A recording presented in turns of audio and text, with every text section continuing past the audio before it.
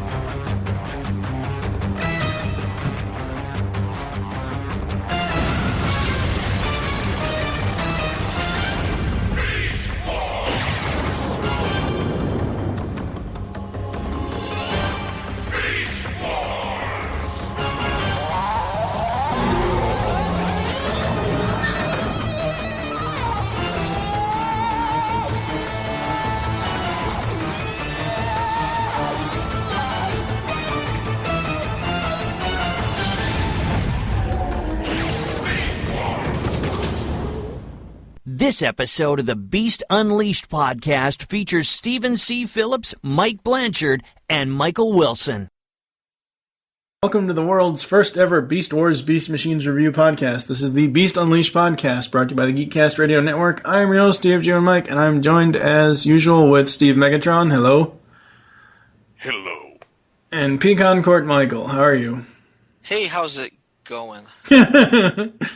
It's going pretty good. Always say that. I think that's like my catchphrase.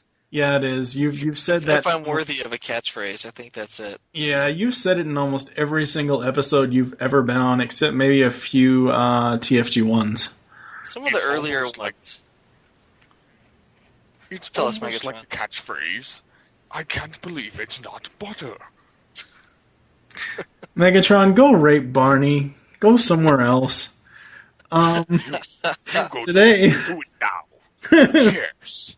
Today we will be covering the final 3 episodes of Beast Wars Season 2, the epic 3-parter, The Agenda. So how have you guys been? Steve, what have you been up to? Not too much. No. No, actually,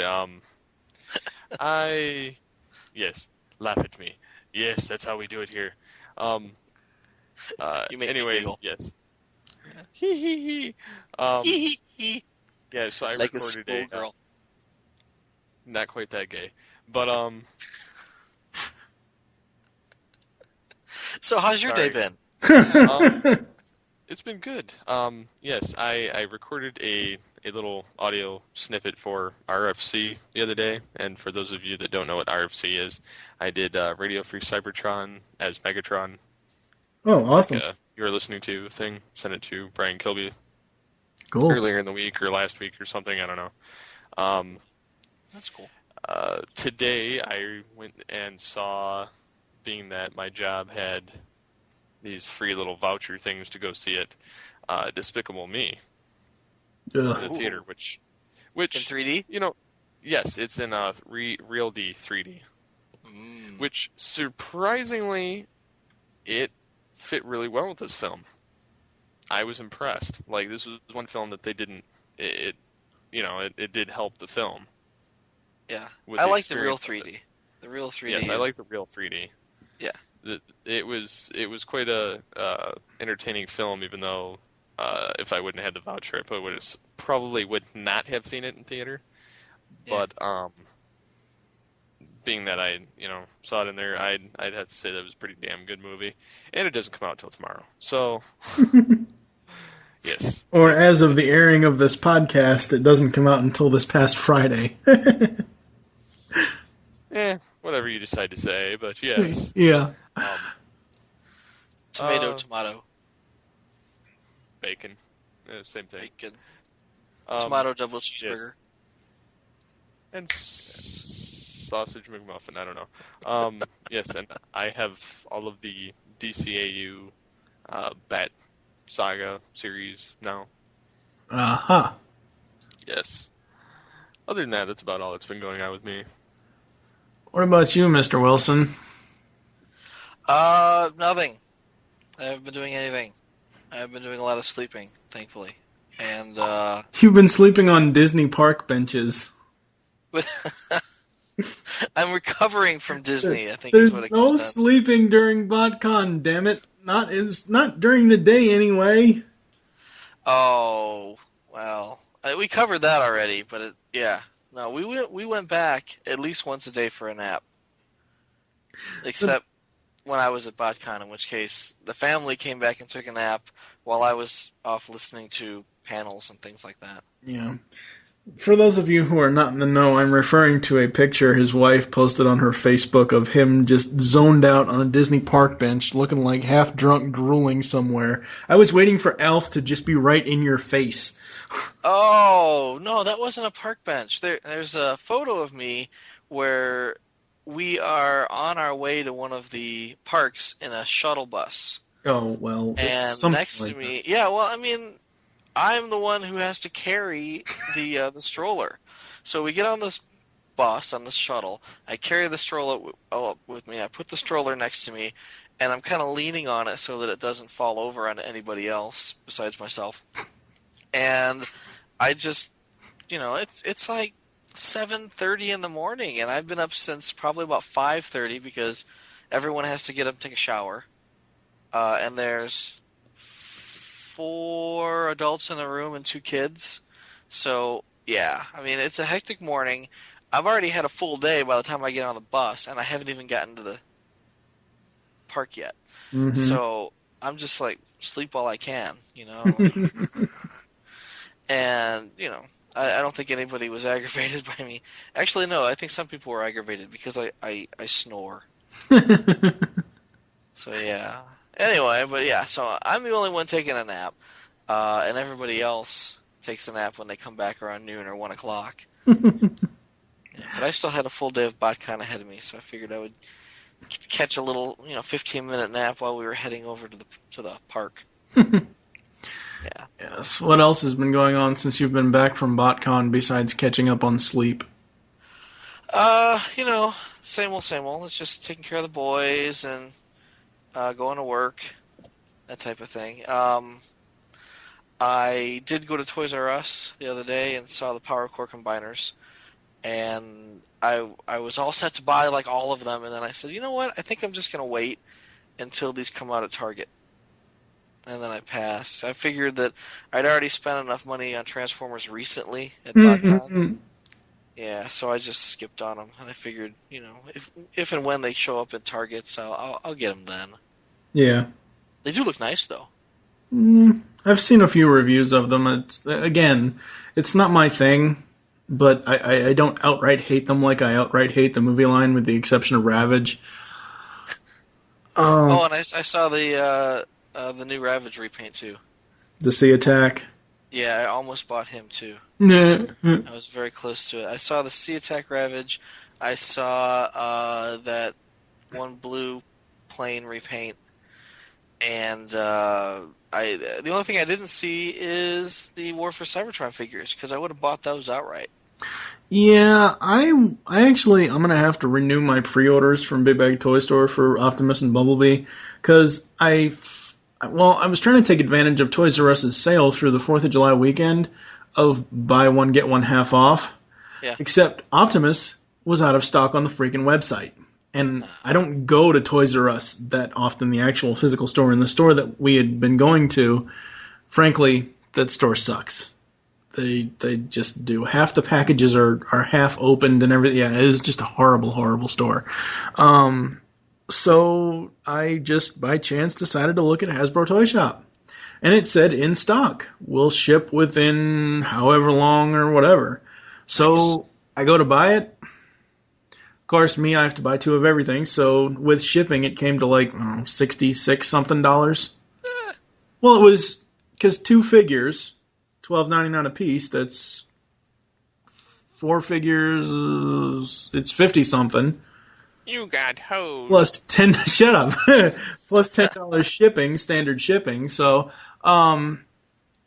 it shows up on my bank account on the 2nd when I did the pre-order. It shows up in the pending, and it stays in pending until this past Tuesday when it disappeared altogether.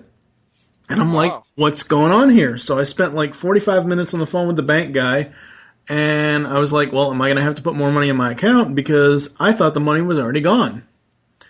And I only had a certain amount left in my account, so which wasn't enough.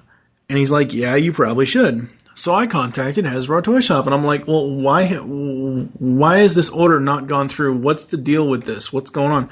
Oh, well, they're on pre-order.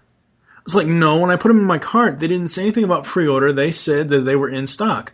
Oh, yeah. Well, if it says, it's going to ship in 1 to 2 business days, that means it's on pre. I'm like, all right, fine, whatever. Cancel the order. So I canceled the order. My bank account's safe. Whatever. I'm not too thrilled with Hasbro Toy Shop. Of course, I've only bought something from them once before. I bought Wolverine and the Hulk Mighty Mugs, which that went through fine. I don't get it. So, yeah, I'm not too thrilled with. Hello, and welcome to Matty Collector 2.0. Yeah, no, 6.0. Speaking of Matty Collector, I did purchase something from Big Bad Toy Store, and it's a big fuck you to MattyCollector.com because I got Lobo, the Justice League, DC Universe Justice League Lobo that I guess he's going to be, I thought he was going to be a SDCC exclusive, but apparently he's general release. It's actually much larger than most of the other Justice League Unlimited figures. I think he's 7-8 inches tall, where most of those are 6-inch figures. Very, very cool. It actually just came in the mail today, so that'll be talked about on a future Toycast. New computer. No fan. So everybody who's made comments or emailed or wrote on the Facebook wall of they always hear a fan in the background, there's no fan. I have a brand new computer. It has more than what I need for it. I just need to be able to find the stupid system tray tools. Okay. So now what he's saying is you won't hear any more.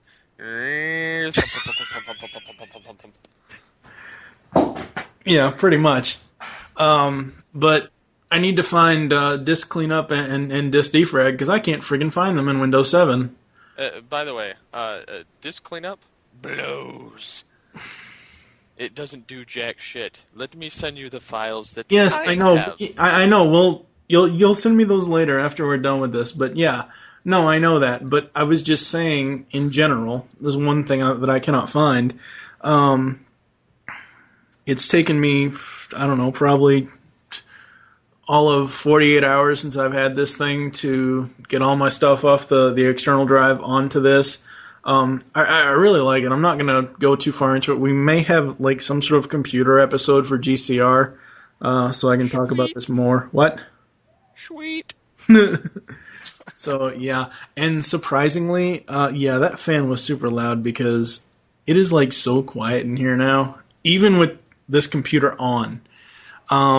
It is just a world of difference. The only downside is I can hear my downstairs neighbors more than ever. So I kind of miss that giant fan. You're going to have to get like a fan now. So instead of hearing thump, thump, thump, thump, thump, you hear thump, thump. No, it's more like yelling and screaming and throwing something against the wall. I told you, bitch, get down. Wasminator doesn't understand. I said down, bug. So that's what's been going on with me. Actually, I think I have 2 more things coming in. I don't know if I know one is going to come in tomorrow. Well, by the time this airs, one is going to come in on Friday. I sent Vault Matrix, Spada from TFWire, I sent him some cash and he got me Exodus off of Amazon with the, he has an Amazon Prime membership, so he was nice enough to get that for me, and I will have Exodus by tomorrow. Was going to order the Almanac, but that's going to have to wait till next month. Hopefully I can talk Jim Sorensen into giving me a review copy of it, but I don't think that's going to happen. Shut up. Oh yeah, and before we go to the episodes, one other big triumph. I got my actual Matrix box now. Nice. Yes, instead of being the 2 left halves. God, I plan on doing a video where because I kept the old box. I plan on doing a video where I just drop the 2 halves It's like broken Matrix, kind of like when the broken halves dropped in optimal situation. They were the same half in the show, too. No. Talk about dancing with two left feet. No, it'd be like, God damn it, I can't put it back together. I just don't have the power, Jim. Prime is no more. Yes. Only primal time.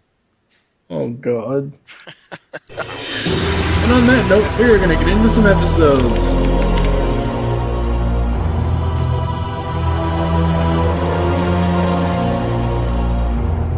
Strange. One would think a greeting would be the next step. Tried all the hailing frequencies, no response. Scanners. Nothing up there. Nothing. Oh, man. This is getting weirder and weirder. I smell something. Someone's here. Someone we can't see.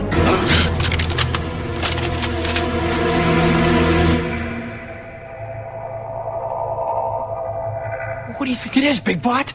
Not what? Who? Huh? After the Great War, a few Decepticons were granted amnesty. Most have retired, but rumor has it that one was reprogrammed and rebuilt as a Predacon. Hey!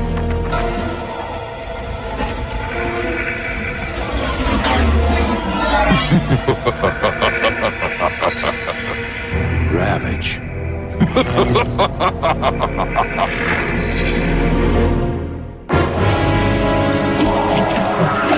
You will pardon my shooting the weapons from your hands.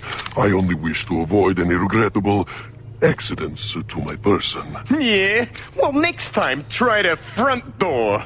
Rat trap, please. Please? Oh, for booting up cold. The only thing worse than a stinking Pred is a stinking Decepticon. Shut up. So yes, we are on the season finale of Beast Wars Season 2, The Agenda, Part 1. Special Cartoon Network preview, March 11th, 1998. Regular syndication premiere, May 9th, 1998. Written by Bob Forward.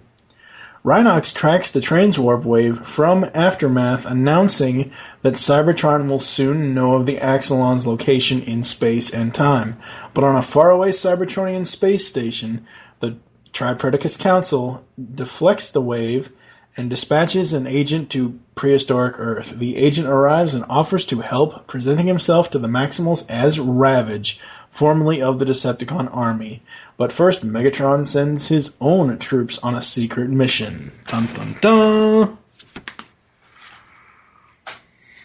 Wow. I love this episode. I love all three of these episodes. Yes. First note was, going home, Primal and Cheetor do a square dance, or a circle dance, or whatever. Grab your Circle hoe jerk? and do-si-do. Yeah. And Rhinox using a party favor, that's just funny. Where the hell did he get that? I don't know. Look it's magical. I replicated this. It's from Earth in the future. We've never seen it all season, but here it is. I've been waiting all season to crack these babies out. Yep. I can just imagine the 3D animator. He's like, you know how hard it is to make a party favor do that? This is like a huge pain in the ass. This is a coup, is what this is. This is I'm like, leaving it this in. is because you defied me. Take that. Cheetor is still a kid at heart. Six Flags theme park reference. The Six Flags over Cybertron. Cybertron, yeah. You know, Yeah, Rat Trap wants to take Silverbolt to a titty bar. And he's Basically. like, come on, we're going to the titty bar. And Cheetor's like, Silverbolt's well, of course Silverbolt doesn't want to go to a titty bar, but no, you know, because Cheetor's like, already. unless Black Arachnia was at the titty bar, spinning around on a pole. She wouldn't have to. She already has them hanging out. She has all season and last. Yeah, but this way she gets like 50s tucked into her G-string. Yeah. With payments. To make the payment, exactly. But Cheetor, completely oblivious to the Gentleman Club reference, is more interested in going to see Six Flags over Cybertron. To which, And Rat-Trap's like, shut up. yeah, he's like, kid, don't make me hurt you. Mm-hmm. Make me hurt you. I have better things to do. That's right. It's like, you know what? I'm going to a titty bar. You And shut I'm up. getting drunk. That's right. That's right. I'm gonna see titties. You go. You shut the hell up. Yeah. Just kind of disturbing. I don't know exactly how he put it, but he's like, you know, the fembots are not wearing chassis on their. They're I not forget exactly what he said, but he's alluding to the fact they're topless. Yeah. That sneaky Pred Council. Sneaky. Yes. Blowing up the satellite and stuff. There was a question, I want to say 2 episodes ago, and somebody said, well, how come the Autobots didn't know about the transwarp wave? Yeah. And it was specifically because the Tri-Predicus Council had blown up that little, what was that, like? Well, buoy, It was their little satellite, but the reason is when the gate between time and space was opened, it went directly to the future. Therefore, the Autobots and Decepticons would have never seen it. However, the Predacons having that satellite, or actually further ones out, detected it ahead of time, and set that other satellite to blow up, so the Maximals never found out. What I originally thought happened was that satellite was a Maximal satellite, and they blew it up so that it wouldn't retrieve the data from the transwarp wave. But no, it was their satellite. They blew it up in order to break the wave so that it would bypass Cybertron altogether. Yeah, it's all Michael Powers' fault as far as the whole why isn't it the Autobots and not the Maximals and all this, because he kept thinking that it was 2 different timelines. That whole convoluted logic of his, that's all his damn fault. Anyway. Well, speaking of the Predacon generals, a while back during a toy cast, we did a review of Robots in Disguise Bruticus, who was the not the Combiner, who ended up being named Ruination, but the Bruticus character, which was the 3-headed dog. Right. I'm looking at the 3 generals, and I'm thinking, these 3 faces, and that's pretty much all you see is their faces, but these 3 faces look an awful lot like the 3 faces on Bruticus. And it was weird, because at the time we were wondering, you know, why does Bruticus have all these arms and legs? You know, what is he supposed to do? And I'm wondering, you know, in retrospect, if maybe he was supposed to transform one at a time into each of the 3 generals. Could be. It would have been cool, but again, I don't think we know any Hasbro designers who put this guy together. Yeah. Primal facepalms Rat Trap. That's just awesome.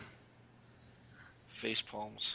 He facepalms at Rat Trap. I don't know. Rat Trap said something, and Primal just goes, and he just facepalms him. Steve?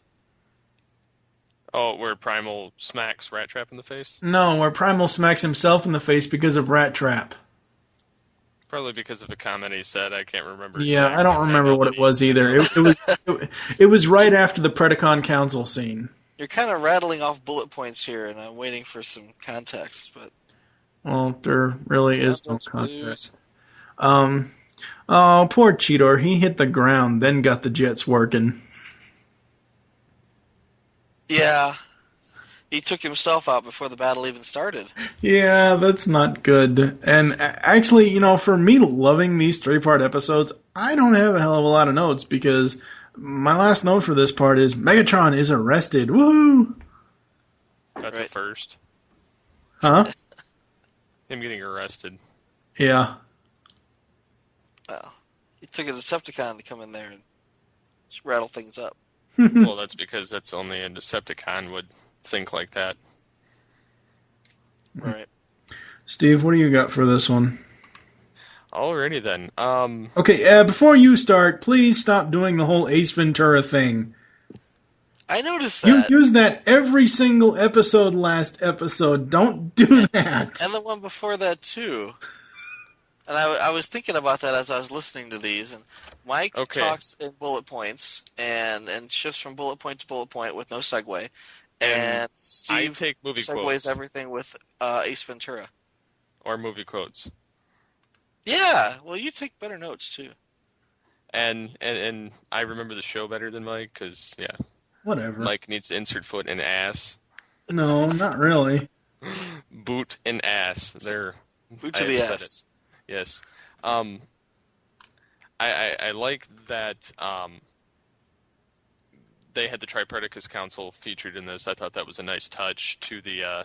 I mean, even though they didn't resemble the figures, you could kind of get, that these guys were the head honchos running the show, and that there was some other thing that they were trying to prevent, mostly Megatron's giant scheme, and which shows that they were aware of his previous schemes. Right, Being that and they were trying to hide it from the Maximals. Yes, and they had to send a specialist in the form of an ancient Decepticon, older than possibly them, which I thought was a cool touch, and having a badass ship to go along with it. I like where Megatron, keeps saying that he's gambling, and then you're like, what the hell is he talking about? And, he's betting on Black Arachnia, using essentially Waspinator to lure Black Arachnia to her, location that she's headed to throughout the three-parter. Then there's that scene where Inferno and Waspinator are trying to, set up their little weaponry, and the scanners are scanning by trying to find the Predacons, and they just keep ducking, and then Rampage just goes in and just friggin' shoots 3 big missiles at the base, and just like, hey, I'm not going to play this little wait-around game. I'm just going to start blowing shit up. And then it was really cool to see Ravage actually fly in with his ship, just start gunning them down, making them retreat, and shooting all the Maximal's weapons away, and Rat Trap getting pissed off there was a Decepticon. Are we, Yeah, Steve is getting into part 2 a little bit there. Part 2? Yeah. No, that's part 1, Captain Crapper. No. Yeah, well, in part 1, they attack the Decepticon ship. And No. Part 1... That's when they go in and arrest Megatron. Yeah, by the end of the episode. Yeah, exactly. That's what I'm saying. They go in and attack... But the whole Tarantulas bit is in part 2. Because Tarantulas isn't revealed until part 2. I didn't say anything about Tarantulas. I'm not sure what you're talking about, dear. I don't know what he's talking about either. Did you watch the fucking episode? I watched the episode, but the You watched it Tarantulas... 5 times. No, I watched the, wait a minute now. Yeah, I said nothing about anything past the arrest of Megatron. I was talking about other aspects of the other characters throughout the episode. Okay, so the Predacons attack the Axelon, and they're just about to take it out.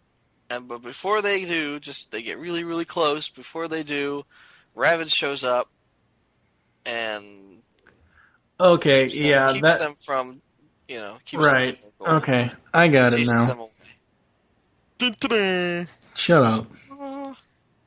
Yeah. Ass face.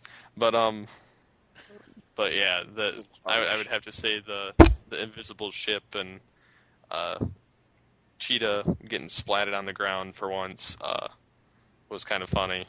And then especially Megatron realizing the whole ship doesn't work anymore when he tries to press a button and gets arrested with the energy bars. Yep. What about you, Michael? Few notes. There's some things that I had noticed. I still can't get over it that Silverbolt has his own theme song. It's just like a 2 second. It's still every time he comes in. Yeah, it's every time he's on the screen, it pipes up. It's kind of neat. I don't think anybody else has their own theme song. Nope. No, not really. Other than possibly Tarantulas when he does something kind of schemingly. Yeah. whenever Silverbolt says something like extra noble and kind of, dorky, that's when his theme plays. Yeah, well, here it's just pretty much whenever he's on the screen. Yeah, here it is. Yeah, but he flies in and it's like, oh, how sweet, he's dating Black Arachnia. Or is she just using him? Because it appears like she's just using him, but at the same time, she's more protective of him than she really should be. But what made me wonder is, how does Rat Trap know? Because Rat Trap kind of alludes to the fact that, Silverbolt's making the beast with two backs. And he says, hey. He says, did you find any new positions? Yeah. And Silverbolt goes batshit on him and stomps on his head. Yep. And I'm like, well, he had that coming. All right, he's had that coming for about 2 seasons now. But how did he know? Is it that obvious? Oh, I'm Why is sure. everybody else letting him get away with it? Because even Primal deduced that. I think Primal heard, but he didn't want to believe it. And it wasn't until he confronted him that it was like, oh, wow. Yeah, that makes sense. Yeah. But, I mean, that was really... And I don't think this happened until the beginning of part 2, but once Primal confronts him and says, hey, this isn't cool. You really gotta... Yeah, that's in part 2. Yeah, it wasn't until that I've really seen Primal have to make, I don't want to say command decisions, but as far as like personnel decisions like that, not strategic fighting battle, commands, but look, you're out of line, and it really has to stop here. Well, Primal even gives him a chance to deny it and say, hey, look, and again, this is a little bit into part 2, but, he says, look, if I'm wrong, I'll apologize right now, but if I'm right, then, you're in deep duty. Yeah. It's just, I see where that was going, and I understand why Silverbolt did what he did, but at the same time, it's like, wow, he's got a temper on him. He just completely swatted down Rat Trap and squashed his head. Yep. He was going to snap it right off, it looked like. I thought so, too. I was like, ooh, wow. Well, not to He's not speak getting it in his mouth anymore. Not to speak ill of the dead, but Dinobot's dead. Rat Trap's got to pick on somebody. Well, he picked on the wrong doggy bot. Ain't that the truth? This time. This time. Then he's like, I struck a nerve. Yeah. Yeah, but the whole Black Arachnia romance thing where, kind of culminates in her getting away because Silverbolt can't fire on her. And I think that's what really tips off Primal to what's going on with him. But at the time, I was wondering, well, where the hell is she going? Because I think someone had said, oh, if she's going where I think she's going, and it was Primal, if she's going where I think she's going, we're all screwed. Yeah, I think that was... Is that in part 2 or is it in part 3? It's where the ends of part 1. Yeah. Where Silverbolt refuses to fire on her. And that, again, that's pretty much how Primal comes to realize that Silverbolt won't fire on Black Arachnia because he's got a thing for her, or they're dating. Yeah. But, and at first I'm thinking, well, where's she going? And it doesn't occur to me, probably, until Agenda Part 2 or 3, that, probably closer to the end of Part 2, beginning of Part 3, where she's going and why she's going there. Mm-hmm. And the whole Megatron gambling on her, or gambling that she will do what he thinks she will do. Yep. That's because Megatron is one highly intelligent freaking Predacon. Look at what all he's accomplished in the entire Beast saga just because he's such a badass. Yeah, he's just really smart and really resourceful. Until, of course, Ravage shows up. Mm-hmm. And he's a secret operative in an experimental transwarp ship that's invisible. So he's kind of like Wonder Woman in that regard. And he flies in his invisible plane and begins shit up. But he doesn't wear the same costume. Yeah, unfortunately. Where are the tights, Ravage? Come on now. They could have put the tights on the X9. Oh, jeez. Oh, God. Well, no, that bothers me, too, because Japan got a figure of Ravage, and he wasn't named Ravage, he was named X-9. Yeah. I think it would have been awesome if we'd have gotten a Ravage in this. I would have bought it. I would have bought the hell out of it. I didn't even collect Beast Wars at the time. But I do have a Tri-Predicus Agent, which is just a Cheetor repaint. But that's technically, that's like the Ravage from the new Beast Wars comics. Is it? Technically. I mean, it's still, there's still a different paint deco, but it's the same figure. Oh, well, yeah, the Tri-Predicus Agent is a Cheetor. It was a Walmart exclusive. It's a Cheetor repaint, but it transforms just like Cheetor does. There's no cheetah head. Yeah, no it was. It was used for the one of the earlier bot cons where they were going to have like Tarantulas and all these other guys come back, but they again used that same character model in the Beast Wars comics, the second set, I believe, for Ravage. When they revived him as a Transmetal 2. I don't remember. I know and BotCon had a Tigertron repaint of the X9. Mm-hmm. I believe in 2000 or 2001. It was the year they were in South Carolina. I'd love to get my hands on either one, but they're too damn expensive. I just saw the Tigertron. I haven't seen an X9 on eBay in forever, but I just saw the BotCon Tigertron repaint for like $130, and I was very tempted to buy it because I didn't get to South Carolina, so I didn't. There's that Tigertron, and there's a RC, which is a repaint of Transmetal Black Arachnia. And that turned out really nice, too. It's actually got a voice chip with Sue Blue's voice on it. Oh, that's cool. Yeah, those are expensive. Those will go for a lot of money. But yeah, so, it would be nice to even see like a reissue, maybe. I'd buy a 15th anniversary X9. Yeah, provided it was cheap enough. Like, I could see anywhere under $50. Well, I mean, X9 probably sold for about the same amount as your, Cheetors. At the time, I could see getting one in a commemorative box for $20 here. Maybe a Toys R Us exclusive. 15th anniversary Ravage and Beast Wars Ravage. Yeah, could be done. I don't think it'll ever happen, but it would be really cool.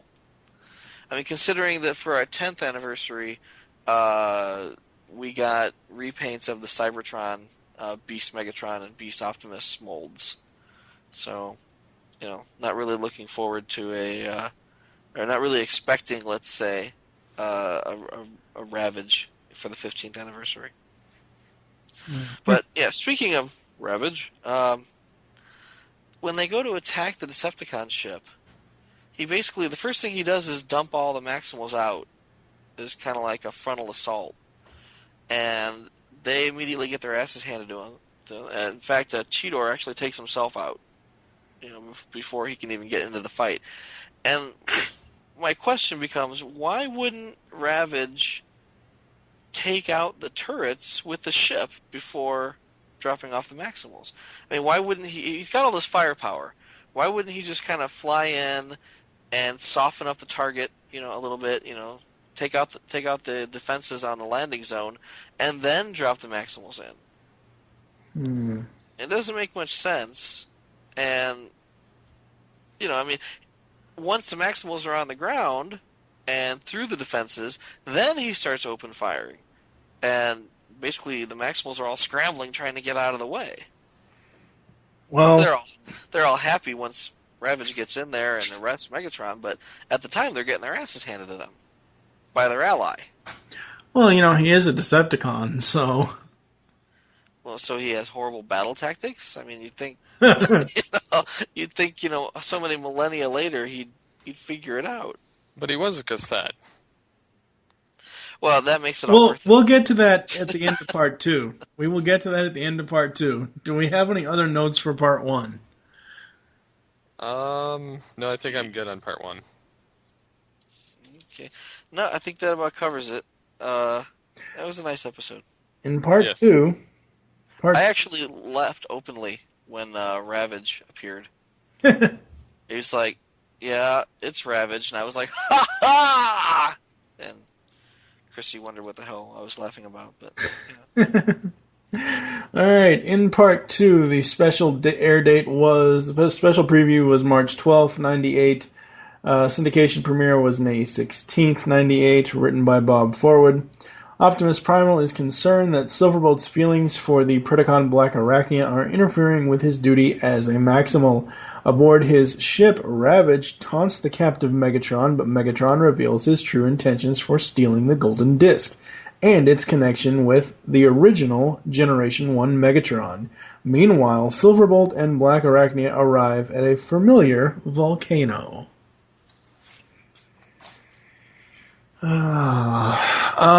Let's see here. Well, first of all, I didn't really mention this earlier, but I love Primal's story of Ravage about, most Decepticons have retired, some were granted amnesty and all this and all that, but one was rebuilt and reprogrammed as a Tri-Predicus agent or council, whatever the hell it was. Whatever. Get it right. And then he's got the Predacon insignia on his shoulder. Yeah, and I don't like that. But in the ship he's flying, there's a big ass Decepticon logo. Yep. Which is very cool. And also, Ravage reveals the mole, Tarantulas. However, I still don't like that damn spider. I think it's hilarious that he's been working and undermining everybody the entire time. Yeah, I like it that, the whole time that he's had his own agenda. Yeah. But now it's clear what that agenda was. It's like he's doing his own thing. He's working against Megatron to further his own goals. And it's like, well, what are his goals exactly? Well, it's he's working on behalf of the Tri-Predicus Council. Yeah. Hey, no sucker punching Cheetor, you dumb doggy bot. What the hell? He did it twice. That was so wrong. He says sorry. You was sorry? I don't care. That Twice? was wrong. I'm sorry again. I swear it's a mistake. I didn't mean to do it. My fist just slipped. He's like, oh, you know that thing I did, the rat trap in the last episode? All right, it's your turn. I'm not leaving anybody out. Come on. Take it like Primal? a man. Yeah. That's right.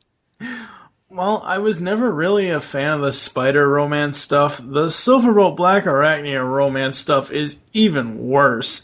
Just get together, get it on, and get it over with. You know what it is? It's like a Transformers Romeo and Juliet. God. Yeah. I mean, essentially it is. Yeah. It's basically what they Even wrote after like. Dinobot dies, we still get Shakespeare. Yep. In some form. Yep. Oh, poor Waspinator. He didn't even see that splat alert coming. Oh, that was hilarious. I know. It was such a glorious and unforgettable explosion of parts.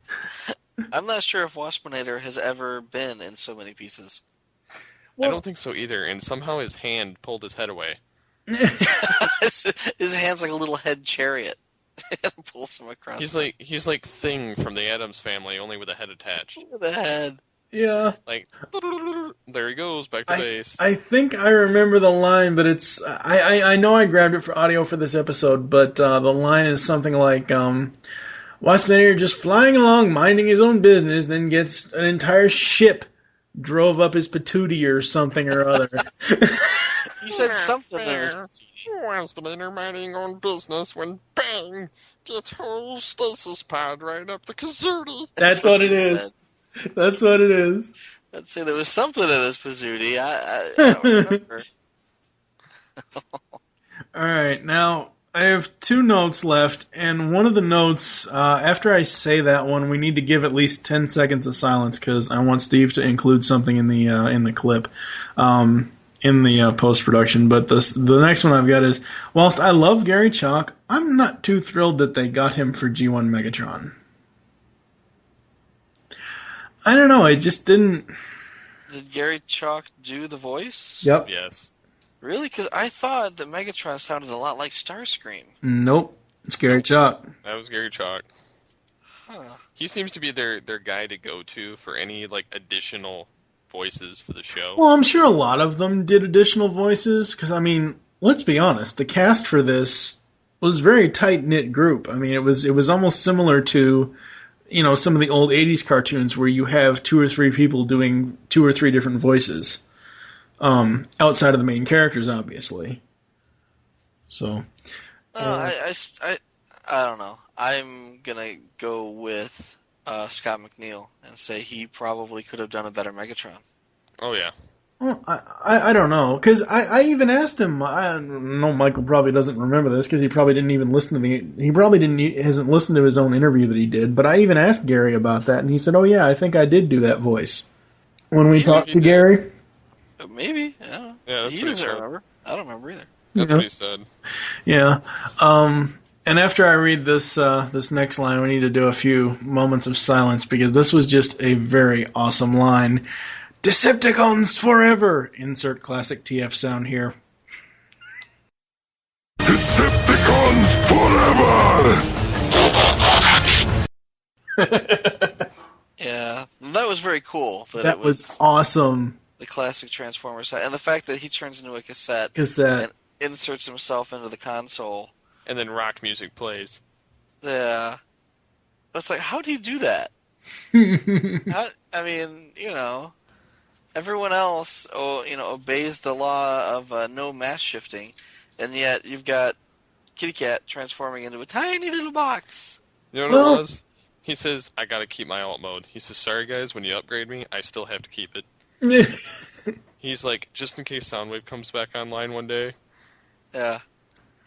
He says it's kind of worthless because there haven't been, Sony Walkmans in the last 3,000 years, but I still need to turn into a mini cassette if that's cool with you guys. Right? Well, honestly, now that you guys, Steve brought up Soundwave, honestly, I'm thinking, and I know this isn't the case, but when I rewatched this and I watched him, I watched all 3 parts, because it is Ravage. I brought an association between the ship and Laserbeak or Buzzsaw. Because if you look at the way the ship lands, it's almost like 2 feet growing out of the bottom of it, and it almost looks like some sort of bird. Yeah, I could see that. Crickets, crickets, crickets. I don't think it was meant to be those 2, but I well, true, but I mean, that's, obviously I'm drawing conclusions. I mean, I know it's not that, but... I can see how you would draw the conclusion. Yeah. Yes. That's the point. And that's pretty much all I got. I figured I'd end my notes on a bang with the whole Decepticons Forever thing. It was very cool. Yes. What about you, Michael? What do you have? A few things I had noticed. Primal has pistons in his shoulders, which I had never noticed before, and it was weird because since I was watching the rest of the this episode and the next episode, I'm kind of watching for those shoulder pistons to move. But while he was, dressing down Silverbolt, saying "bad doggy," no dating spiders, he was moving his arms, especially when he turned around and put his arms behind his back. He's got like these pistons attached to his shoulder blades that kind of come up and come back down into his shoulder pads. Yeah. And, it's like, that's weird. I've never noticed those before. But here they're articulated and actually moving independently.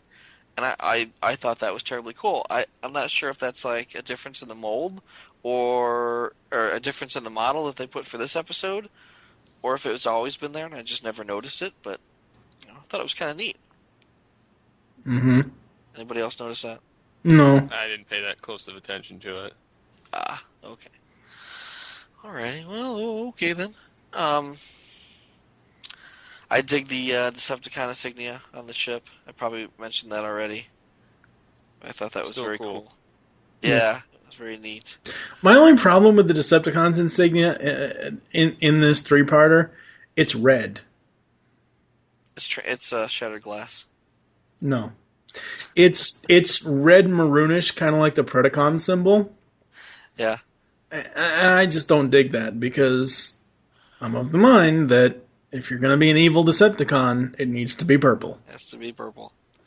I don't know. I dug it, regardless. I was happy just to see it there. Yeah. It was fan wink regardless. True. Yeah. I liked Black Arachnia's air skiff.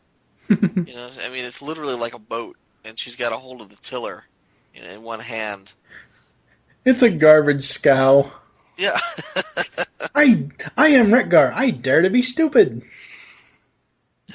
Well, it wasn't garbage until Silverbolt showed up and landed on it. Yeah.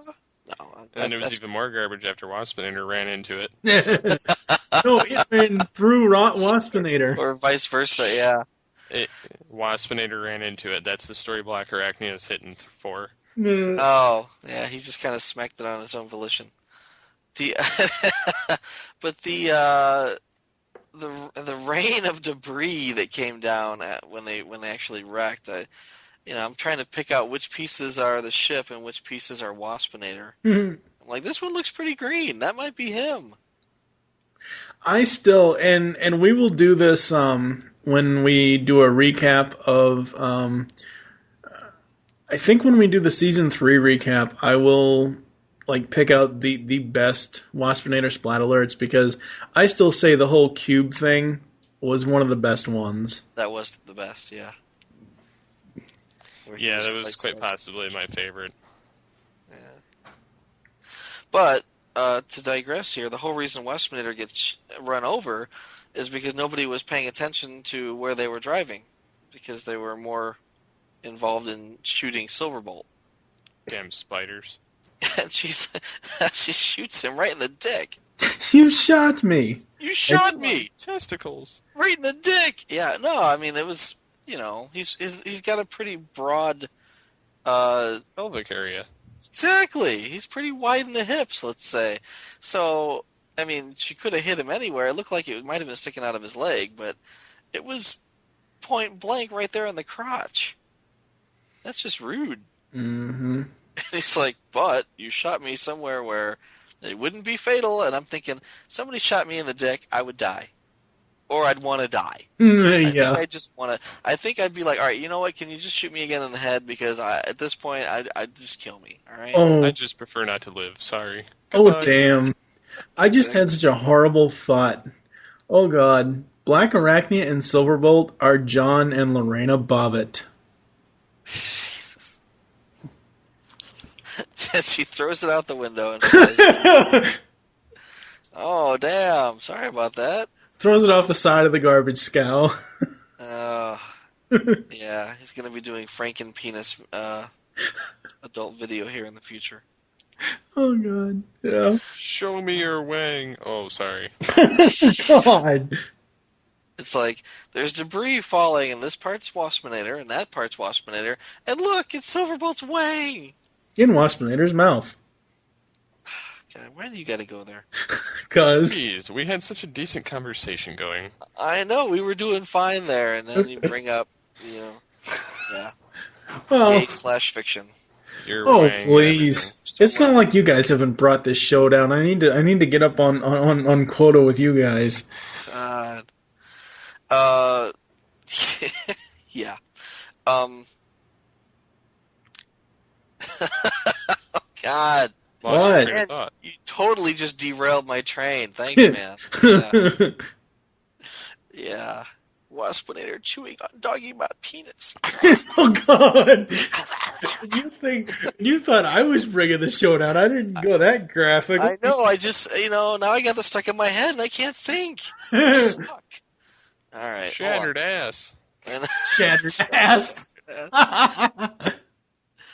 Oh. Shattered ass Waspinator. Okay. All right. Get back on topic. Inferno. Did he die? No. No, but this like was it. the most epic explosion of Inferno ever, and it had the most awesome, shine to his character. It gave him some new, 3D depth. I mean, it looked pretty badass. Yeah, I mean, he's just freaking insane. And then he points the gun in this huge pile of energon, and it's like, you know what? I knew he was going to do that the whole time. The minute he came out of the ceiling, and it's like, oh shit, he's going to be batshit crazy and shoot the Energon. And he did, but the way he did it was just so awesome. Oh, and I have to point out, I'm glad you brought that scene up because I forgot to point it out. Optimus and Cheetor are cops. Yeah. Because that was one of my favorite images of Cheetor's Transmetal 1 form is him in the whole cop pose. Oh, putting his hands together? Yeah. So he's shooting firebolts out of his... No, not shooting stuff. Just having the whole cop pose with the gun pointed out, and yeah. Well, yeah. No, it was neat how they were just totally doing the SWAT team maneuver where it's like, okay, clear, and they get in, and then they get death from above. Yeah. But I was thinking Admiral Akbar. It's a trap. No. And they run in and look, it's Inferno. It's a trap. You idiot. Whatever happened to that Energon cave? Shouldn't we? It's a trap. Now, wasn't the same Energon cave as Tarantulas' lair, was it? No. I don't think it was. No, I don't think it was his base. Because Tarantulas' base, if you remember, had only stable Energon. Right. Yeah. This was something that I think Megatron was fully intending to slag the shit out of him with. Yeah. Yeah, he had that. Yeah, he had that one cocked and ready. You know, it's funny when Ravage and Megatron are talking. Megatron's like, the Maximals were expecting rescue. I was expecting something else. What the hell is the something else that he was expecting? Being arrested. There's no rubber ducky in jail. Well, I like that. I like that he goes on and he's basically expositioning. It's kind of like, I'm caught. I might as well, tell you guys what my master plan is now. It's backstory time, Perry the Platypus. Yeah, exactly. But is this the first time that the Voyager was as mentioned by name? Yes. In the Ark? No, not the Ark. The Voyager, a Voyager space probe.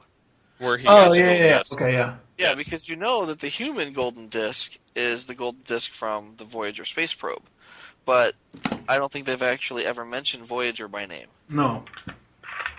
And it was very interesting that, Megatron's thinking, well, they're going to send this thing out into space. Eventually, someone I know is going to pick up on it. And that might be a little more brilliant than I'm expecting G1 Megatron to be. I think G1 Megatron was more, let's drill into the center of the Earth and explode it, rather than, I think he was more about immediate gratification rather than long-term planning. True, but they had to figure out something to tie the two continuities together, so they had to make him look like he knew what the hell he was doing. Right, but I mean, this really is kind of like Beast Wars Megatron brilliant. Well, see, this is almost, I'm thinking, because towards the end of Season 2, Megatron got more daring and more willing to sacrifice shit. So I'm thinking that this message was recorded towards the end of Season 2, possibly between Season 2 and the movie before he became Galvatron. Because he was getting more and more, desperate to finally crush the Autobots instead of just a lot of instant gratification. Yeah. Right. Well, again, it's like short-term planning. Not a whole lot of long-term planning. But then again, the G1 series was more single-episode story arcs. It wasn't like Beast Wars where you have a long story arc and don't even know about it. You're being fed little bits of foreshadowing, and then 3 episodes later, wha-bam! The big payoff. You just didn't get that in 1984. They didn't write them that way. So it's not G1 Megatron's fault that he has no, overarching plans. It's the fact that they just didn't write episodes that way then. But no, it was very cool that they brought up the Voyager. And lastly, I kind of equated. I have to equate everything back to Star Wars, but Part 1 was kind of like, A New Hope, where the good guys win, and Part 2 is kind of like, Empire. Well, it's kind of like Empire Strikes Back, exactly, because the bad guys win, and you're kind of left wondering, well, what the hell's going to happen in the third one? Well, the good guys are going to win, but No. Are you kidding me? No. Agenda Part 3, there is no way you can equate that to Return of the Jedi. No, that's where it breaks the mold. Exactly. No But, way. they did the same thing in the season finale for Season 1, in that, they pretty much, blew up a moon and killed Primal. And it's like, well, what happens now? Mm-hmm. So yeah, I mean, on the one hand, I'm actually thinking, okay, Season 3, Episode 1, everyone's going to get hit by this time blast and everyone's going to get new bodies again. Oh, no. No. Not everybody. But anyway, I know. You got anything else, Michael, for Part 2? That's pretty much it. I was, just happy with the whole epicness of this episode. Yes. What about you? I had a lot of notes, too, so, I mean, it was that epic. Oh, yeah. What about you, Steve? Okay. First, I think I'm going to start with quotes since we covered a lot of the episode. Here's a few that I find quite funny. I like the scene where Black Arachnia says, "Oh no, you're not saving my life again, even after I shot you." And then Silverbolt's like, "Well, it's my duty, as a Maximal and as a heroic character." Yeah, he kind of broke the fourth wall there. And then she tells him that she likes him big and stupid, but he's really pushing it, which is quite funny. I like that Inferno, as he's down and out, and he's just laughing his ass off as he does like a coyote splat on the ground. Almost coyote thing. Yeah. Although no distance was used. And then he just burns up the crystals and starts laughing as he says, "For the royalty." Which, in that scene, it makes you, it leads you to think that he was killed. Which you don't find out until later, but... It's funny that if we ever get a chance to talk with Mr. Burns, we're so going to have the two of you going back and forth with, "Yes, my queen, stop calling me that." That would be hilarious. Yes, it would. I would love to interact in a scene with any of the voice actors, with me being Megatron. Yep. That would be hilarious and entertaining for me. Mm-hmm. You have no idea. That would be a record that I'd have to put in the episode. Oh, yeah. But I like the scene that where they had Megatron leaving that generic message on the golden disc, and basically Beast Wars Megatron brainwashed Ravage into following him, showing that, "Hey, look, your leader told me to do this, you dumbass." In a roundabout way. But did you guys look at the disc, and then like on the wiki they actually have it side by side of the Megatron's face mirrored in the disc, and then the one on the transmission, and actually the one on the disc actually looks almost about 99% accurate to the cartoon of G1, and the other one looks kind of off, more like the toy. Yeah. I don't know if you guys noticed that, because if you look at the face, it kind of looks off on the transmission. Yeah, I was just looking at it. Yeah, it does. I didn't see. I don't remember that scene where his face was reflected in the disc. It's where they show the red laser being etched on the golden disc. It was like a real quick scene. Oh yeah, okay, I see it now. The red laser. He's writing the message on it. Yeah. The heads look completely different. Huh. Which I found kind of odd. That's true. Interesting. Another thing I think that would have been cool, even though they reference it, that I guess they were making a ton of effort to try and get Frank Welker to provide the voice of Megatron for the message, but I guess they had financial and scheduling conflicts before the episode, so they had to have Gary Chalk do it. Yeah. Which That's it would a have been shame. awesome to hear Welker do it. Yeah. Yeah, it would have. That would have been the most awesome part of the episode, I think. But, Silverbolt technically gets a Waspinator splat alert by destroying Waspinator into the little shreds with the pod, being that Silverbolt was the only Maximal around when it happened. Not really. I mean, the splat alert technically goes to the ship because neither one of them were steering the damn thing. It was out of control. Well, true, but it was kind of indirectly Silverbolt's fault for distracting Black Arachnia. Therefore, you could kind of put a half point towards Silverbolt for destroying Waspinator. He happened to be in the area. He Yeah, was even on the pod. it's guilt by association. Yes, exactly. I thought it was funny that he told Black Arachnia to pull the vehicle over. Yeah, that that was quite funny. I have major issues with scenes like that, not just in Transformers cartoons, but in any cartoons other than Looney Tunes, because... Well, yeah, it's overused. Well, it's not that it's overused, it's that I have always seen it in Looney Tunes first. I don't know if Looney Tunes were the first to ever do stuff like that, but that's where I remember it the most, and it being the most funny, and while it was funny in this, it just, I don't know, it just kind of rubbed me the wrong way. And of course, there was the quote, he goes, you don't know whether you're going to kiss me or kill me. And she goes, I'm a Black Widow spider. I can do both. Yeah, that was quite entertaining, too. Yeah, There were a Chrissy lot was of actually. I was gonna say Chrissy was sitting with me watching this while we were watching it together, and she's like, "Oh my God, she's not gonna kiss him, is she?" I thought that was funny. That looked like a human kissing a dog. It was quite funny.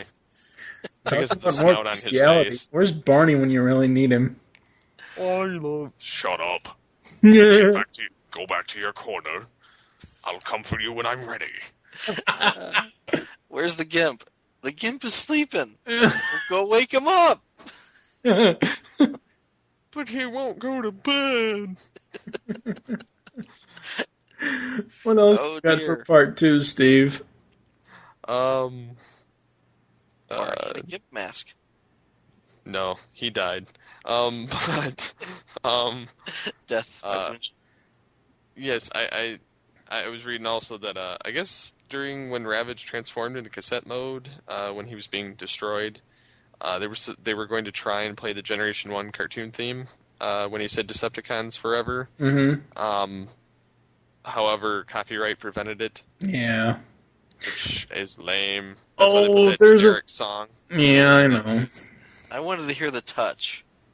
No, that I would... One of the transform. No. You Stop. got the touch. No. Not the touch. Instruments of Destruction.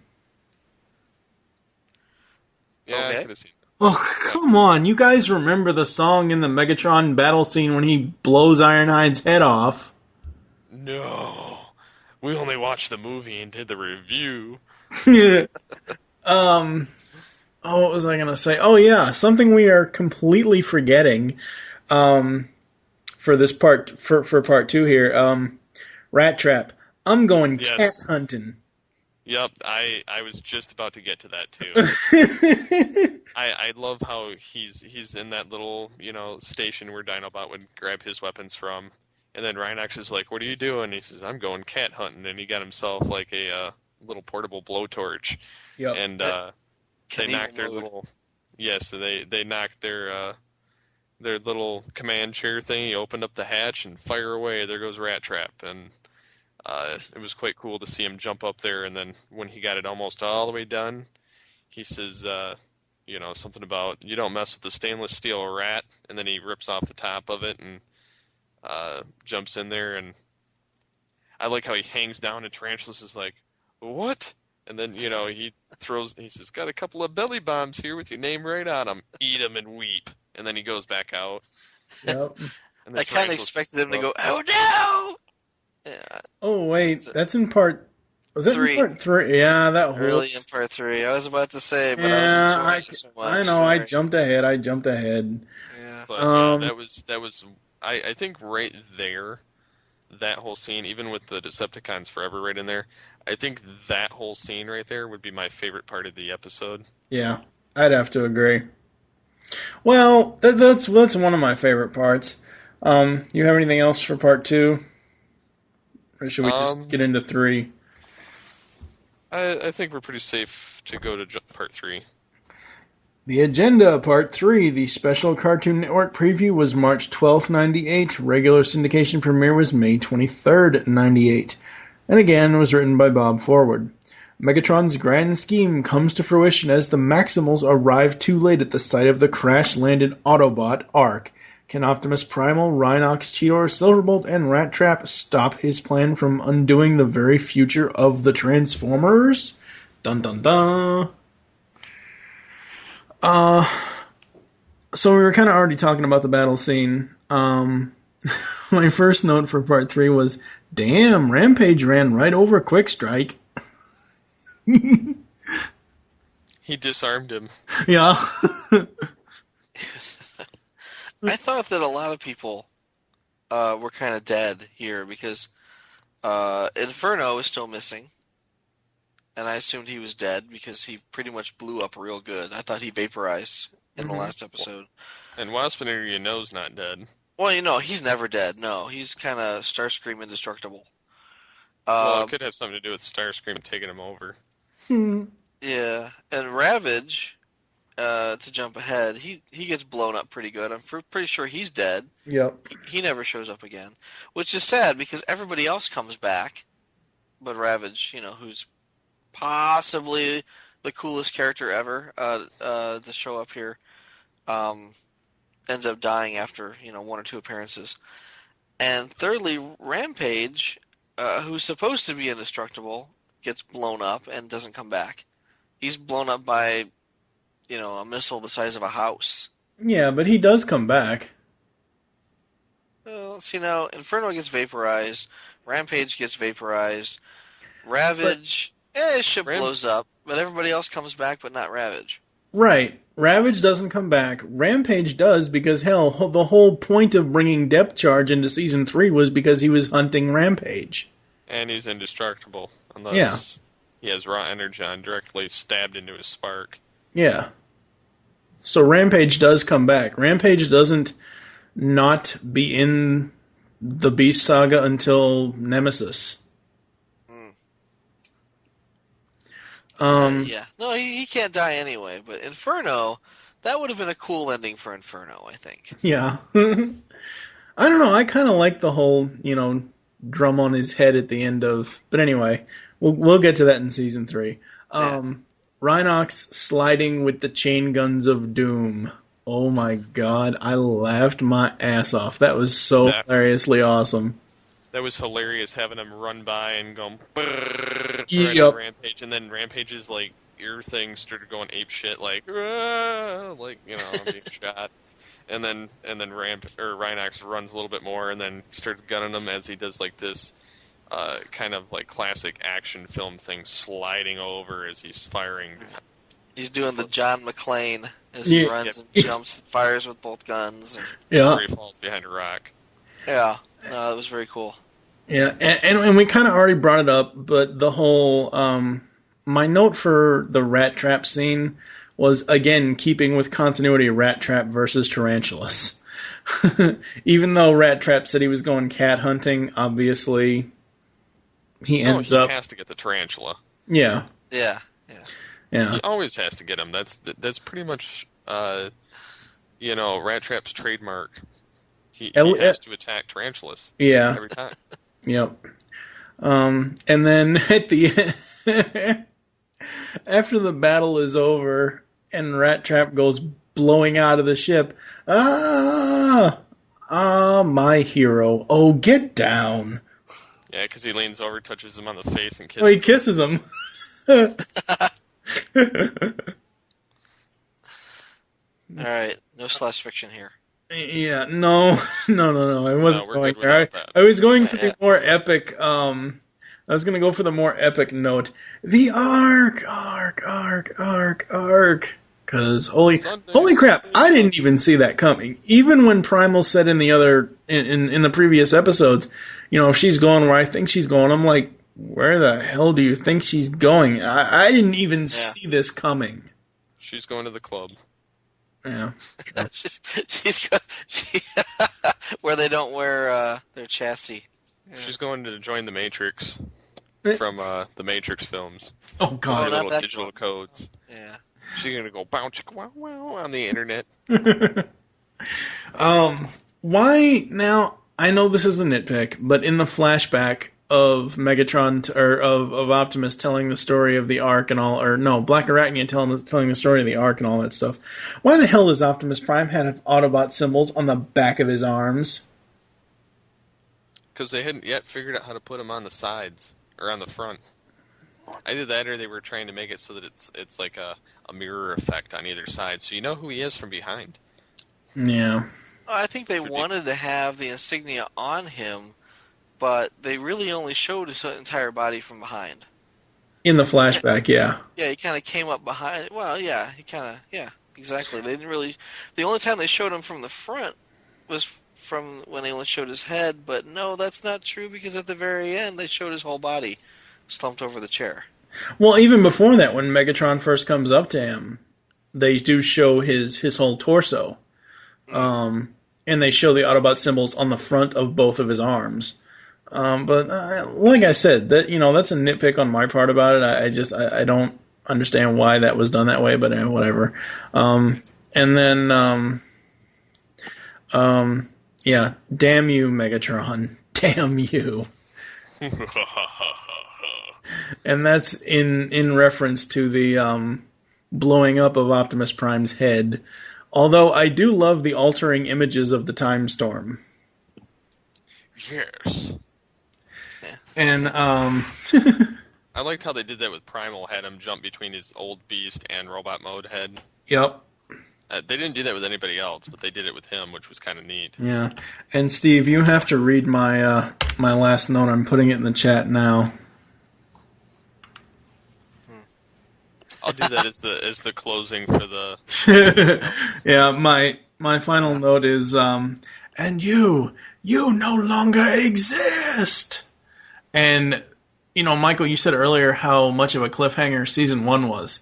This is going to be the most cliffhanger thing that I have ever seen in Transformers. Holy crap! When I watched this, like when it was live on TV, I was so pissed. I was so pissed. See, that's the beauty of Michael and I. We didn't have the luxury of watching it on TV at the time, and thank God we didn't, because, yeah. I just popped the next disc in, so it was all right. Well, see, this was the problem that we had. They played all of, season 1 and season 2 on, Fox, and when we got to Code of Hero, that's when they started doing the rest of season 2 on Cartoon Network. Oh. And then they, made it some big, huge deal, and they had some contest where you could win every Beast Wars toy known to man up to that point on Cartoon Network, which we tried for hours on the phone to win. Mm-hmm. All of us. We had every phone line, cell phone used. I mean, it was nuts. But yeah, that's when I saw that on there, because I think they just blitzed out the whole rest of the season in 1 week. Yeah. And I just remember watching this last episode and just being I thought it was freaking awesome as hell, but utterly I was pissed at the end of it, because it was okay, I gotta wait 3 to 5 months for season 3 to show up, and I have no idea who's still alive. And believe it or not, at the time, Megatron was not my favorite character. He was my second favorite character. Primal was my first. Mm-hmm. That was before you perfected the voice? Well, that was actually, between that and the fact that I kind of switched to Megatron when I created Predacon Empire initially. But, yeah. Yeah. What notes do you have for this one, Steve, for this final part? There's a cool quote where Silverbolt's flirting with Black Arachnia. She's like, "What are you looking at?" He says, "The star. Well, planet, actually.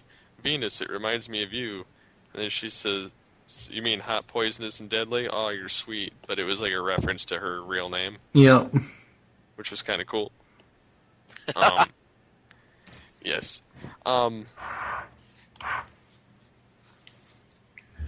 There was another scene with Primal and Cheetor where they're, I like this particular line of the quote. Primal's like, when Cheetor asks where they're headed, he says, "To the beginning of everything, Cheetor, and quite possibly the end."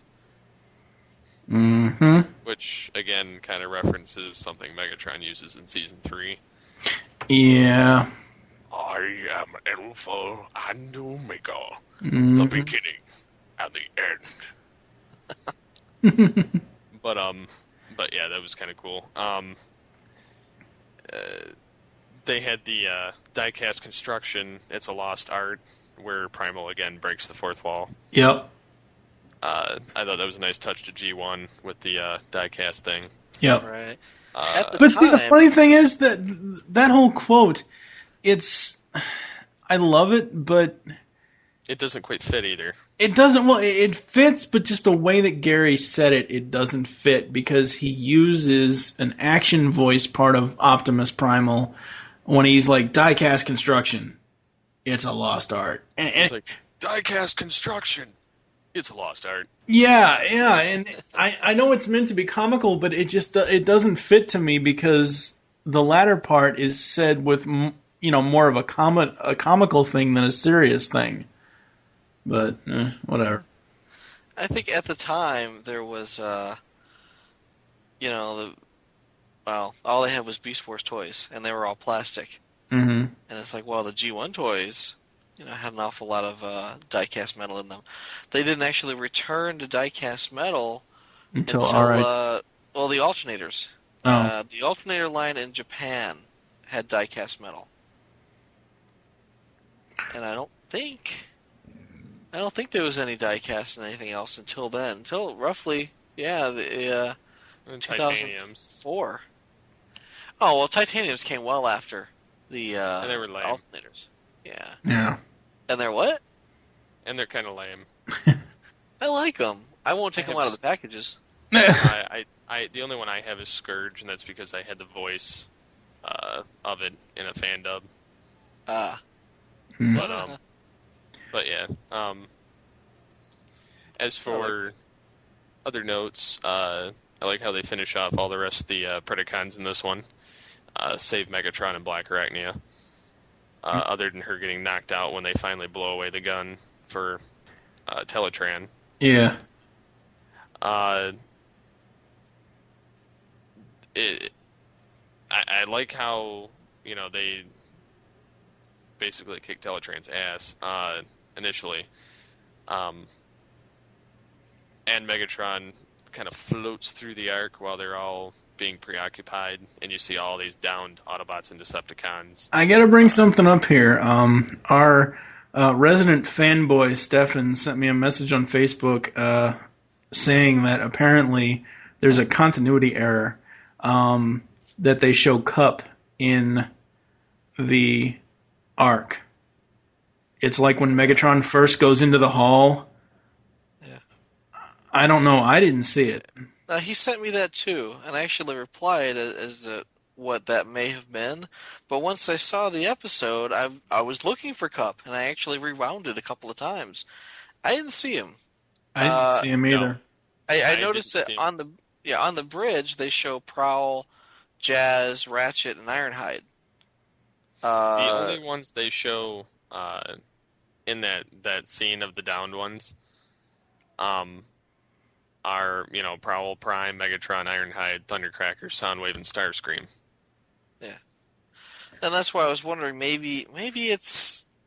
they're going to revisit the arc in season 3, so maybe that happens in season 3. I'm not sure. Stefan didn't actually mention a particular episode, but it didn't happen in this one. Yeah, I thought in mine he said the agenda. In my message he said the agenda, but I don't remember. If he does show up, it's not an agenda. I watched that actually this morning, and I didn't see any trace of Cup whatsoever. Okay. So basically what we're trying to tell you is, Stefan, is you're wrong. At least for this one, that he may, there may be a technical glitch in a future episode when they feature the arc and floating through, but this particular one, he's not there. Right. What else? You got anything else, Steve? I like the little flashback scene that they had with, showing Prime getting out of his chair and, showing the Decepticon ship, or at least the symbol on there. Yeah. Red symbol. Yes, and I mean, granted, it was the wrong color, but whoop-de-freaking-do, they at least got the symbol to look correct. Yeah. Which is better than nothing. They kind of focused on Starscream again, which was quite funny in my opinion, because he's made how many references in this show since the beginning? Since the web. You've seen Starscream kind of intermittently show up in various forms. So that was kind of a nice touch. And as for the most awesome quote of the episode, say goodbye to the universe, Maximals. The future has changed. Yes, the Autobots lose. Evil triumphs. And you no longer exist. That was an epic quote. I kind of like the one where he says, I unleash the storm of vengeance better. Now we are face to face, Optimus Prime. In one future, you awaken and become the great Autobot leader of the Autobots. But time shall take a different track now. Computer, all available power to primary weapon. And now, Optimus Prime, in memory of the Decepticons, for the glory of the Predacons, for the Cybertron that is rightfully ours, and mine to rule, I unleash the storm of vengeance. Farewell. I like that quote. I Yes. think that's very cool. What notes do you have for this one, Michael? Not much past that. I like where Rat Trap does Dr. Strangelove. How he stopped worrying and learned to love the bomb. He's riding the missile. Yeah. And you actually see his tail. Have you guys actually seen Dr. Strangelove? I don't think so. Oh, it's awesome. Yeah, you'll have to go back and see that. It's a classic. And I like how Black Arachnia kind of gives in to Megatron in order to save Silverbolt. Well, she says fine, but only because we have to get to cover anyway. Well, yeah, but she really, didn't want Silverbolt to get his head chewed off. Right. Details. Yeah, she's got a thing for him. We know. We understand. And lastly, when Megatron actually got access to the bridge on the Ark, I mean, you kind of get a feeling of how big, the Transformers are. The G1 Transformers, I should say. Because he kind of floats in there, and there's this huge cavern. And he kind of floats down the hall and past these bodies that are 10 times bigger than he is. And, as he kind of floats up around and in front of Optimus Prime, you kind of get a glimpse of the bridge. And it's like, wow, this is really big. This is huge. Yep. It was nice. I enjoyed it. I like where Megatron called them archaic Energon guzzlers. Yeah. Well, I thought that was the whole thing about the Maximal upgrade. Or if you call it the Predacon upgrade, or the downgrade. Well, they all did the great upgrade, which actually made them smaller so that they could use less energon, which was good and bad at the same time. Yet somehow they still muster the same amount of power. I.e., Megatron blasting Prime's head to smithereens. But I like the way they did it. He just kind of fired his weapon at it, and it, it's almost like a prism where light started shooting out in all different directions. Oh, pretty colors. Yeah, ooh, pretty. And I don't know if, and again, I haven't watched the season 3 episodes yet, or at least I haven't rewatched them yet. But I don't remember if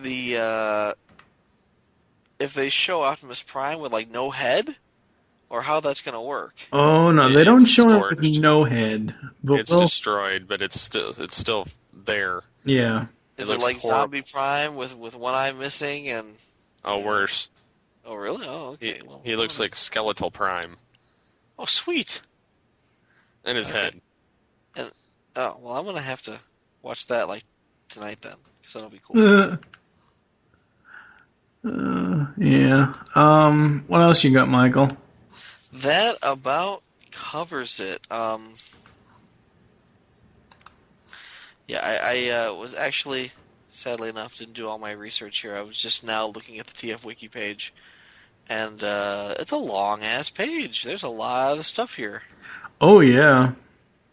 Yeah, so it's kind of interesting. But, yeah, that's about all I got. I don't want to sit here and read the wiki, but yeah. Yeah, let's not do that and say we did. All right, well, I think that's going to do it for Season 2, and we're going to go to some quotes, and we will be back with the outro. No! By Primus, no!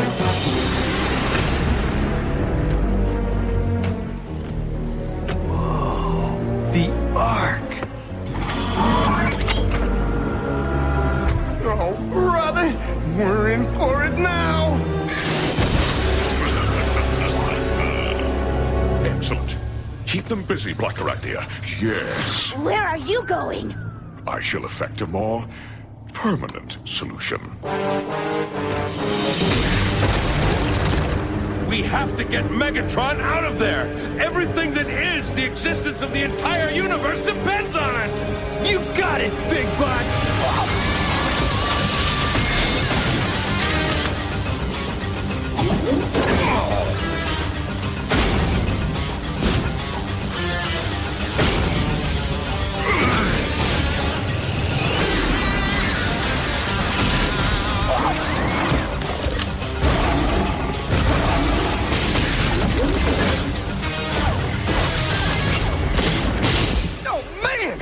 Ship wasn't built, it was poured! Die-cast construction. It's a lost art.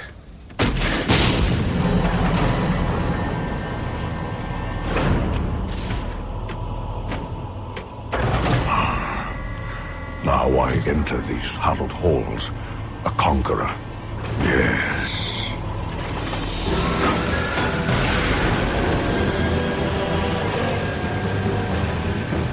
Autobots and Decepticons, still frozen in emergency stasis, awaiting the moment 4 million years hence, when they will awaken to start the Great War.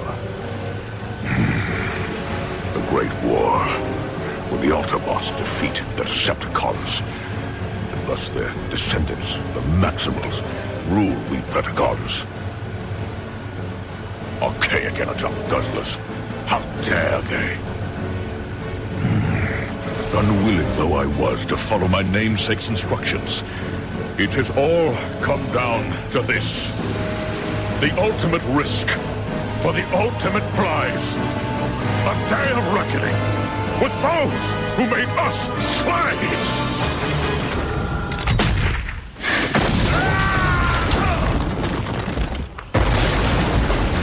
Concentrate your fire on that fusion cannon. If we can force a backblast...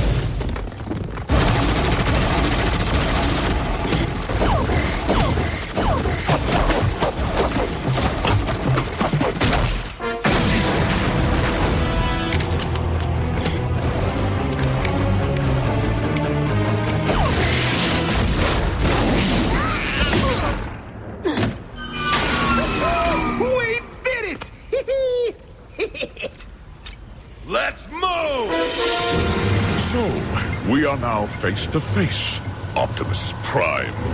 In one future, you awaken and become the great leader of the Autobots. But time shall take a different track now. Computer! All available power to primary weapon! Weapon power to maximum. We have to get inside. It's jammed! Oh man, the power surge must have...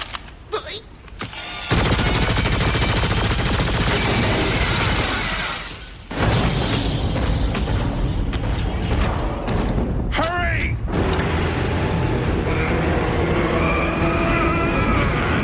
And now, Optimus Prime, in memory of the Decepticons, for the glory of the Predacons, for the Cybertron that is rightfully ours, and mine to rule!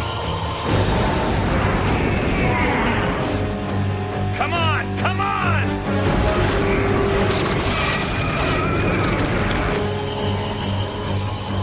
I unleash the storm of vengeance!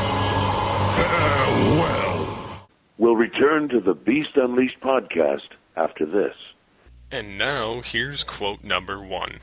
Silverbolt, do it! If she's headed where I think she's headed... Yeah! Quote number 2. Shut me! No duh, dog boy. I'm evil. Now do you believe me? Quote number 3. No, not fair. Why is we need minding our own business when... Bang! This whole stasis pod right up the kazootie. Quote number 4. Yo, string butt! Got a pair of belly bombs here with your name right on them. Eat them and wait. And quote number 5. Yes.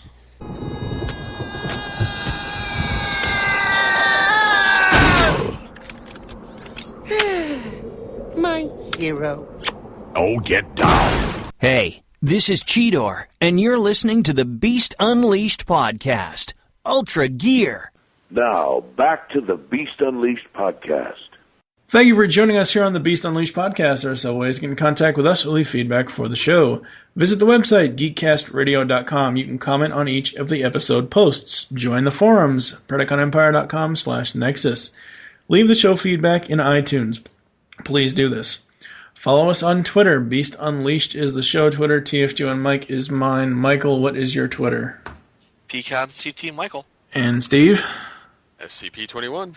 Yes, become a fan on Facebook. Search Geekcast Radio Network. We hope you enjoyed this episode of the Beast Unleashed podcast. Join us next time when we will be recapping Beast Wars Season 2. For now, I am TFG1 Mike with... Michael Wilson. And Steve Megatron Phillips. Close the show, Megatron. And you no longer exist, TFG-1 Blanchard. No. Say goodbye to the universe, Maximals. The future has changed. Yes, the Autobots lose. Evil triumphs. And you no longer exist.